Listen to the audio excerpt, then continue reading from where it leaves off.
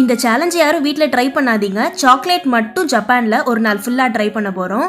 ஃபர்ஸ்ட்டாக க்ராய்சன்ட் sugar கிறிஸ்டல்ஸில் நல்லா code பண்ணி அதை நல்லா பேக் பண்ணி எடுத்துக்கிட்டாங்க. அதை 3 விதமான கனாஷில் டிப் பண்ணி டாப்பிங்ஸ் போட்டு தந்தாங்க. மாச்சா, மில்க் சாக்லேட், ஒயிட் சாக்லேட் டிப்லே. எனக்கு வந்து மில்க் சாக்லேட் டிப் தான் ரொம்ப பிடிச்சிருந்தது. பார்க்குறதுக்கு 3மே ரொம்ப அழகாகவும் இருந்தது. இந்திய மதிப்பில் 4 பீஸ் 350 ரூபாய். சீப்பாகவும் இருந்தது. அட் த சேம் டைம் காசுக்கு ஒர்த்தான டேஸ்ட்டும். கண்டிப்பாக 10க்கு 9 தருவேன். கண்டிப்பாக இன்னும் நீங்கள் சப்ஸ்கிரைப் பண்ணாமல் தான் பார்த்துட்டு இருக்கீங்க. ஸோ அதனால் மறக்காமல் சப்ஸ்கிரைப் பண்ணிடுங்க. செகண்டாக சாக்கோ மூஸ் கேக். சாக்லேட்டை நல்ல சூடான பால் ஊற்றி அதை நல்லா மெல்ட் பண்ணிக்கிட்டாங்க. அதில் அதுக்கப்புறம் மெல்ட் பண்ண பட்டர் ஆட் பண்ணி நல்லா மிக்ஸ் பண்ணி அதை ஒரு ஓரமாக எடுத்து வச்சுட்டாங்க.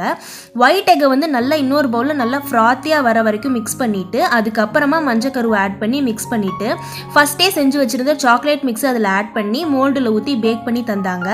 மேலே கொக்கோ பவுடர் டஸ்ட் பண்ணது தான் லைட்டாக சோக்காச்சு. இந்திய மதிப்பில் 470 ரூபாய்.